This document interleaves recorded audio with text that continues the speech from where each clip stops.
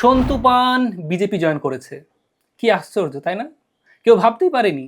যে সাংবাদিক চোখে চোখ রেখে কথা বলে, যিনি মমতা ব্যানার্জির চোখে চোখ রেখে কথা বলেন, যিনি তার ভাইপো অভিষেক ব্যানার্জির চোখে চোখ রেখে কথা বলেন, সেই সন্তু পান আজ আমাদের দলে যোগদান করছেন। দেখুন, এর আগে অনেক সাংবাদিক রাজনৈতিক দলে যোগ দিয়েছেন।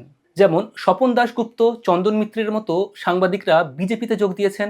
আবার সাগরিকা ঘোষ, কুণাল ঘোষ, সৈকত গোখলে, নাদিমুল হক, বিবেক গুপ্তর মতো সাংবাদিকরা তৃণমূলে যোগ দিয়েছেন।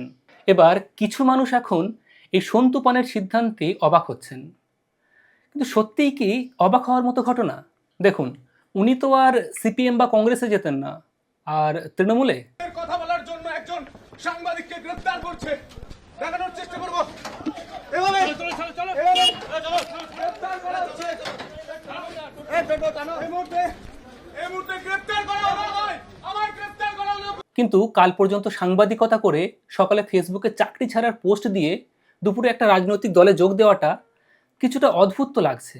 এখন যদি কেউ সন্তু পানকে জিজ্ঞেস করে হচ্ছেটা কি, তাহলে উনি কি বলবেন? উনি বলবেন মথুরাপুর বিধানসভার টিকিট হচ্ছে।